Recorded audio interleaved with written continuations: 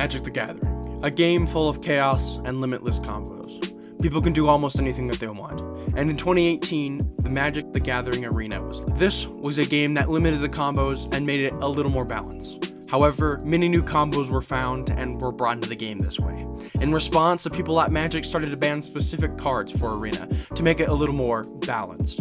This created a meta and made it very competitive to see which deck rises to the top and stays at the top. Many decks cycled through very quickly, and not many decks from the original period still exist. This series is to find out what types of decks it might become the best of the decks, and to test these decks and how capable they actually are. It's also to test what the community says on how the deck actually performed. For example, if a deck is taken to many tournaments online and won quite a bit, and the community reflects positively on the deck, it's believable. However, if there is a deck that has really never went to any tournaments and really has never performed well, and the community reflects the same way positively on the deck, it becomes less believable. So that's what we're here for, to figure out what are the best decks for multiple formats. Welcome to Climbing the Ranks. So, according to YouTube, only 5.9% of you are subscribed, so please consider subscribing. You don't have to, but it would really help me to reach my goal by 1,000 subscribers by the end of this year. Welcome back to yet another episode of Climbing the Ranks, where today we are bringing you another historic Brawl deck. Our commander today is Nixilis, the Adversary. This is a Rakdos control strategy, and our commander is a Planeswalker. It has Casualty X. When you cast it, basically you get to copy it by sacrificing a creature, and the creature's power is how much the loyalty counters on the copied Planeswalker is. It's a really nice card. Having 2 Planeswalkers by a 3-drop Planeswalker for only sacrificing a creature is really cool, and its abilities are perfect for the entire deck. It's just amazing. Let's just get right into the commander. So its plus ability is each opponent loses 2 life unless they discard a card. If you control a demon or devil, you gain 2 life. So it's a lot of discarding their hand and start to poke them a little bit by making them lose 2 life every time they can't discard a card, or if they don't want to. And also you're going to be gaining a bunch of life because the entire strategy is to have a bunch of demons or devils out there, and its -2 ability creates a devil.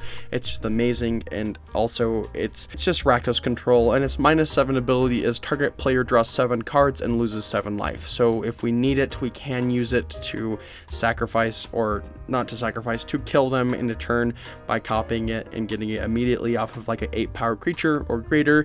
And that's basically it. It's the entire deck is just to whittle them down with a bunch of little creatures, or its ability, which is really cool. So let's go on to the 1-drops. We have Cauldron Familiar. We're running a sack deck. It's perfect in here. Kaya's Ghost Form. This is a return card. It's pretty amazing. Village Rites is draw and sacking. It's really cool. We also have Claim the Firstborn. We're stealing a lot of their stuff so we can sack it, or to sack it off of Nixilis to create more copies of it. It's a really nice card. You're going to be seeing a lot more of these type of cards to steal their stuff later. We also have Grim Initiate. It's amazing. It's a really nice card. Basically, it replaces itself when it dies, and since our entire thing is a sack outlet, it's just perfect in here. Witch's Oven, it's probably one of the best sack outlets on Arena currently. It's amazing, and because it's a 1-drop, it's just fantastic. On to the 2-drops, we have Blood Artist. We have a lot of kill, and we also have a lot of sacrifice, so it's going to do a lot of damage. We're going to be gaining a bunch of life off of it.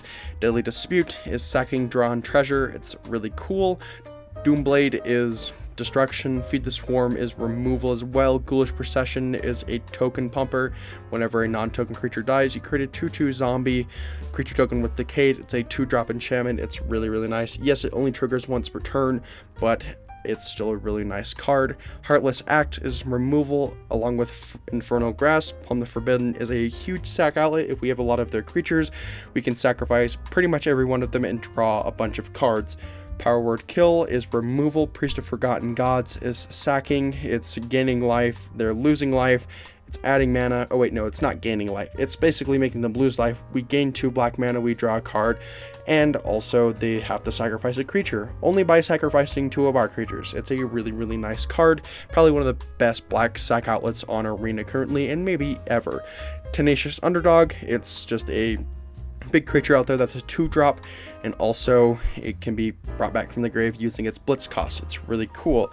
Waste Not, we're making them discard a bunch of cards so we can get a lot of value off the cards that they discard. Hobble Fiend is a sack outlet, same with Body Dropper, Croxa's Croxa, Arcane Signet, Cold Steel Heart, and Mind Stone for the Trio of Awesomeness, Eye of Vecna for draw. We also have Meat Hook Massacre for a board wipe, and a really nice, pretty much a Blood Artist ability. Torment of Hellfire is a win con onto the 3-drops. We have Bastion of Remembrance. It's a slightly worse Blood Artist, but it's still a really nice card. Varagoth is a tutor every turn, pretty much. We have Welsh Rider as a sack outlet, Hero's Downfall as removal, same with Murderous Rider, Act of Treason, Bloody Betrayal, Pax Betrayal, Price of Loyalty, and Shackles of Treachery for all stealing their stuff. Anax, Hardened in the Forge. This is a token pumper similar to the Ghoulish Procession that we have earlier, and instead we get 1/1s that can't block. Pretty much similar, almost the exact same thing as the Ghoulish Procession, because they have decayed so they can't block, and it just allows us to make a lot of 1/1s. And then if the creature that we sacrificed with it or died had power 4 or greater, we create 2 of those tokens instead, and we also get a trigger when it dies as well. It's a really nice card.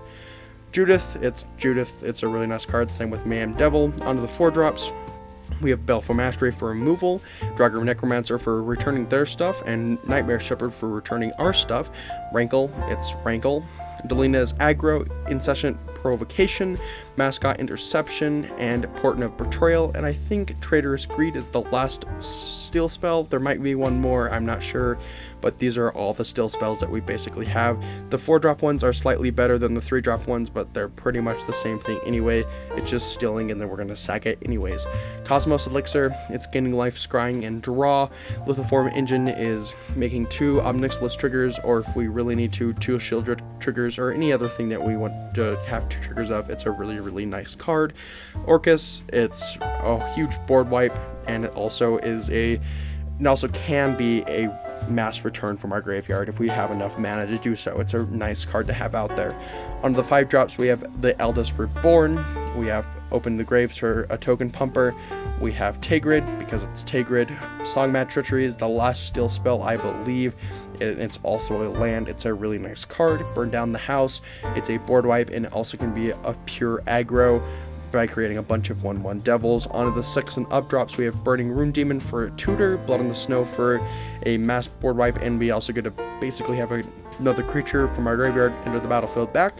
Bull Citadel, it's just a win con, it can be. It's a really nice card. Fire Emancipation is the same thing. It's a win con, and Shieldred is annoying Swamp Praetor. It's a Swamp Praetor basically because it has Swamp Walk, and also it's just a great card, especially in this deck. Onto the lands, we have 15 swamps, 11 snow-covered mountains. These are both snow-covered because of the Blood on the Snow. That's the only reason why they're snow-covered. And the Draugr Necromancer, that's the only other card that we really want run these in. We have Blight Step Pathway, Blood-Filled Caves, Haunted Ridge, Temple of Malice, Command Tower, Evolving Wilds, Fabled Passage, Maestro's Theater. I am running this because, well, we have a lot of...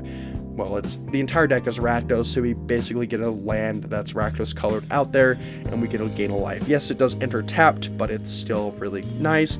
We have Terramorphic Expanse, it's Terramorphic Expanse, and that is all. That's basically the entire deck. It's just to Rakdos control my way out of the situations that we get into, to make them not have a hand, and to start whittling them down with Nixilis, Mayhem Devil, or anything else that we need to do, like Judith or Shieldred, or just to get huge creatures out there. Well, not huge, a lot of creatures out there with cards like Burn Down the House or Nixilis minus ability. And let's just get on to the games. Let's see how this is going to turn out. Game 1, our hand's looking pretty good. We have a nice curve with Feed the Swarm if we need some early removal, and Ghoulish Procession to start pumping out some tokens. We drew a Witch's Oven. We're not going to play that. We're going to play the Ghoulish Procession right here. Going against OG, the Exquisite Blade. A interesting deck to go against, especially with this. It'll be hopefully a fun game. We're going to do Nixilis, the Adversary here, making a 1/1, the minus ability, and he does Inspiring Overseer. That's cool, I guess. I think I'm going to remove it with Feed the Swarm because I really want to get some damage in, and also that card can be annoying, especially if you're running Tribal, which I think he is. He's going to take some damage here, and we're also going to swing in with a 1/1. Next turn we do have a Mascot Interrogation if he plays anything, and anything else that we really need we can do, like a Songmat Treachery. We're going to play the land with it. We going to do Nixilis plus ability. We're going to gain some life. He's going to hopefully lose some life, which he doesn't, that's fair. He discards a Soul Warden, interestingly. He does a Brainstorm here. He's going to draw some cards, basically cycling his hand. And let's see, we're going to swing up with a 2-2. I know he's probably not going to block. The Decayed will trigger. We'll have to sacrifice it. That's fine. I wish we had Mayhem Double with that card because that would be perfect. Solemn Simulacrum is going to come out there. He's going to ramp a little bit more. And also, he's going to be able to draw. We're going to do Eldest Reborn here. I know what he's going to sacrifice. It's going to be the Simulacrum, the Sad Robot. He's going to draw a card off of it. We're going to get a 2-2, and we're not going to attack with anything. We're going to do plus Nixilis. Let's see if he's going to discard another card. I probably think he's going to, or he takes damage. He must have a really good hand that he really wants. Let's see, he's going to play, I don't know what he's going to play yet. Champions of Tyr. Angels. Champions of Tyr is an interesting card. It's definitely a lot worse in the game than in real life. I think it's Battle Angels of Tyr is the one in real life. It is a lot better having Myriad and getting a bunch of triggers. The one on Arena is not too bad. However, you could basically, the entire, double team ability is kind of useless. I mean, sure, you get a bunch of copies in your hand by having one. It's cool for Commander, like Historic Brawl, but even for like regular Historic, it even is just bad. The double team ability will trigger. I get one in my hand, I can't play it. I'm just going to sack it off of Witch's Oven. I'm going to make another 2-2, and he scoops right there. Game 2, our hand is looking really nice. We have a Fabled Passage, 2 lands, and a nice curve with Village Rites, Power Word Kill, we need some early removal, and then Price of Loyalty along with Burning Rune Demon. Not too bad. I'm going to get a Swamp off of Fabled Passage here. Play a land. Let's see. We're going against Prosper Tomebound. It's an interesting deck. I could kill it with Power Word Kill, but I don't think I will. I'm just going to do Nixilis instead, and I'm going to make the 1/1 Devil because his thing is only a 1 creature. I don't really care if he does attack with it. Hopefully he doesn't have anything with haste. He basically gets the Cycle Draw, gets a Florian, and let's see. We're going to do a yeah, we got to kill the Florian. That card is really annoying. And we're going to plus Nixilis. We're going to gain some life. Hopefully make him lose a little more life, which he does. And we're not going to attack with anything. And let's see. Prosper Tomebound is kind of an interesting deck as well as like the last deck is interesting as well because last deck was OG, it didn't do so well. It does Murderous Rider, he's going to kill our Nixilis, that's cool. I'm going to swing him with 4, I'm just going to let it go through because I want some draw off of Village Rites. Deal him a damage. We are at 23, he is at 18. We're going to do Anax here and Priest of Forgotten Gods, so next turn we can steal his Volt Charge Berserker and we can start sacking it. And also we're going to be able to create a bunch of 1/1s so we can further sacrifice and get a lot more combo going instead of just sitting here doing nothing. He does a Robber of the Rich and attacks with it. Strange. We're not going to block with the Priest of Forgotten Gods. I'll take the 4. I don't really care. Let's see. I'm going to do Pax Betrayal here. And then we're going to swing with a 4/3 because we don't have anything else to like really swing with. That's going to get through. Priest of Forgotten God's going to trigger. He's going to sacrifice his Dream Devourer. We're going to get 2 black mana. We're going to get a bunch of things. We're also going to draw a card.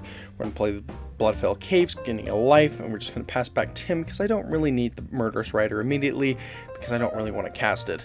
There's nothing to trigger, and that's the perfect target to trigger off of because I need to kill the Goldspan Dragon. And there it goes. I probably could have stole it using Price of Loyalty, which is like fine, and I could have sacrificed it that way, but either way, it's still kind of fun just to get rid of it. Next, we're going to swing in with a bunch of 1/1s, get in some more damage. We're going to sacrifice both of them, make him lose some more life. We're going to draw a card. We drew a Orcus. That's a nice card. We're going to pass back to him. I think next turn we do have game. I'm not certain, though.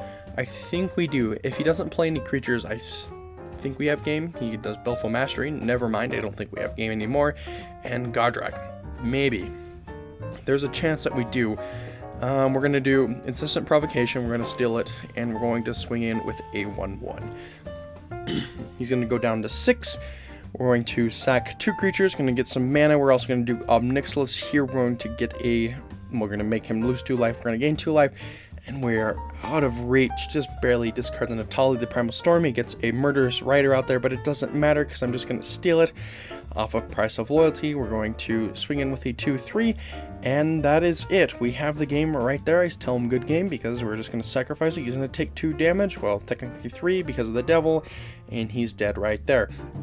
Game 3, our hand is looking really nice. We have a Temple of Malice, and we just drew an Arcane Signet. Perfect. We're going to leave this swamp at the top because we don't have a bunch of lands in our hand, but either way it's still fine, and we drew the swamp. We're going to get Arcane Signet going on, so we're going to have a lot of mana for us to use. He does our Rowan, Scholar of Sparks. Okay, that's fine. I think we're going to do the Rankle Master of Pranks here just to get through that Rowan. We're waiting on him to... Wait, no, it's me. Why am I taking so long? I'm not sure. We're going to definitely do the Rankle here. I think I was thinking whether to do Rankle or Nixilis, but the Rankle, just to get rid of his commander really quick, is really nice. And he's going to do an Omen of the Sea. That's cool. Ronan Sparks is going to trigger. He's just going to deal some damage to me. We're going to... Yeah, let's see. Burn Down the House is fun. We're going to do Cold Steel Heart, and we're going to choose red. We're going to do... we're just going to swing into the Rowan, killing it, hopefully. If he doesn't destroy it, he does throw a possibility. There goes the Rowan. Now we can do Nixilis here. We're going to sacrifice the Rankle, and we're going to get 2-3 loyalty Nixilis out there. Now we're going to minus one of them to make a 1-1, and he scoops right there. Game 4, hand is looking pretty good. Not too bad. We're going to play a land. Well, I mean, we're going to play a land hopefully every turn. We're going to do Body Dropper here. We're going against Kranko, Mob Boss. Interesting. He's going to kill it. That's what I was afraid of. The kill aspect of this deck is kind of severe, but I think we'll be able to manage a win out of this one because, yes, he can swarm, but we have a board wipe in our hand with Burn Down the House. Hopefully we can draw enough land to get it going. He does Legion War Boss, so he's going to poke more at Nixilis. That's perfectly fine. We have another land to play. We're going to play it. We're just going to active trees in the Legion War Boss so we can get some goblins on our side, and we're going to make him lose 2 life unless he discards, which he doesn't. We're swing at him for 4 damage. We have a 2-2 that's tapped. I think he's going to play Kranko here because I don't think he has anything in his hand that has haste or gives goblins haste. That's what I meant. So there's no point in playing nothing. He's going to swing in, and he's going to boost the 10th Street Cadet, interestingly. Not any of his 1-1s that were attacking me. We're going to put the Anax at the bottom. We're going to steal the Kranko. We're going to make 2 1-1s here. We're using his own strategy against him. That's pretty funny. Next turn we could do Lithoform Engine on the Kranko. I don't think that would do much though. Goblin Arsonist is going to come out there. He's going to make a lot more swarm. Hopefully we can draw a line here, or I'm not sure if we're going to be able to live much longer. We're going to double block the Legion War Boss to start getting rid of that. Never mind, he's going to give it first strike. We're going to go down to 16. There's our land that we need. And there's Burn Down the House. Everything goes. That's fun, and that's all that we need to basically defeat goblins, is just a big board wipe when they start getting big a little bit. We're going to do Nixilis, the adversary here. We're going to minus it, creating a 1-1, and he's going to kill it. We still get the 1-1 though because the trigger was on the stack, and he kills it as well. We're going to deal him 1 damage. We're going to play a Bolus of Citadel, and of course we get the land. That's like one of the worst feelings. And we get another one. Yay. We're going to do Shieldred. This will slow him down a little bit. Kranko will make a 1-1 and then sack it. Goblin Banneret is going to come out there. That's fine, I guess. We're going to do Hero's Downfall, targeting the Kranko because we don't really want that card. And we're just going to do the Haunted Ridge. We're going to do Feed the Swarm is going to stay there. We're going to do the Massacre Worm instead of the Feed the Swarm. So we don't take any damage, and he does instead, and he scoops right there. First hand was bad. Second hand is much better. We have a nice curve. We also have an Anax if we can get another red mana, but mainly the Power Word Kill and the Village Rites. We're going against Heliod, the Sun Crowned. Interesting. This is going to be... All of these games have been fun and kind of challenging. I mean, the Goblin game we probably would have lost if we didn't draw that land there. Heliod's coming out there, that's fine, but he doesn't have any creatures. That's strange, because, I mean, you need a lot of creatures in this deck to work. He does Fountain of Renewal, he's going to be gaining a bunch of life at the beginning of every upkeep. Johnny's Welcome's going to come out there. Hopefully he has another creature. He does Skyclave Relic, or Cleric, not Relic. Relic is another card. Heliod the Sun Crown's going to trigger. I'm going to kill the Cleric, not the Relic. Cleric. I'm going to kill the Cleric. He does it on itself, so it doesn't matter. We're going to do Village Rites. We're going to deal 1 damage to him, not like it does a whole bunch to his massive amount of life. We draw land. That's kind of cool. Cold Steel Heart. So next turn we can get a Bolus of Citadel going. We're going to do Nixilis, plussing it. He's going to not discard. He's going to take the damage instead. And let's see, Archon of Sun's Grace, we're just going to steal it and maybe sacrifice it if we get something. There's Deadly Dispute, perfect. Traitorous Screed is going to get out there. We're going to add some mana. I don't think the mana really matters in this situation because we're just going to pass to combat, swing at him for 4, gain some life, and we're going to Deadly Dispute it, drawing some cards and creating a treasure. That's fun. Using their own cards against them, that's always a fun time. Burning Rune Demon. Interesting, that's going to be fun. I think Bolas' Citadel is the better play. Never mind. Archon of Emeria. That's a nasty card. That just slowed the game down really quickly. We're gonna do Burning Rune Demon here. I was thinking about doing Price of Loyalty or Bolas' Citadel, but I couldn't get the Bolas' Citadel going. The Price of Loyalty would have only dealt him 3 damage, and he's just going to gain that much back anyways. So the Burning Rune Demon's going to have a pretty big butt, so we don't have to deal with it. Let's see, Sheoldred, and we're also going to grab a Fire Emancipation, so either way we get a win con into our hand, and we do have enough mana to cast it because of the Cold Steel Heart, and if we really needed to, we could have used the treasure instead. And I think we have him in a really tough spot. Linvala, never mind, we are in a bad spot. We do have a Blood on the Snow though, so we can do some things there. We're going to just kill everything. We're going to get another Burning Rune Demon trigger, because that's the only one that we can target, because Sheoldred's already in the graveyard. We're going to get some more out here, and he scoops right there. So overall, this deck did really well. Yes, it's not to a surprise because it's Nixilis and it's Rakdos Control, and it's the perfect deck for it. I mean, they really want to run the cards like Mayhem, Devil, and Judith, and yeah, I expected it to be a little more standard heavy, but surprisingly it's not. A lot of the cards are older. Yes, there are some cards like Orcus and Burn Down the House and many more, but a lot of the cards were a lot older, like Witch's Oven, Cauldron Familiar, like just the generic things, Torment of Hellfire, Sheoldred, Fire Emancipation, Massacre Worm, all of like the really good generic staples. And yeah, I'm not forgetting Judith and Mayhem Devil. They're all really good cards, but they were a lot more older. Yes, you could build this like a standard deck or a like regular Brawl deck, but I feel like the historic Brawl deck variant does a lot better than the regular Brawl deck variant. If you enjoyed this video, please like and subscribe, it'd be greatly appreciated.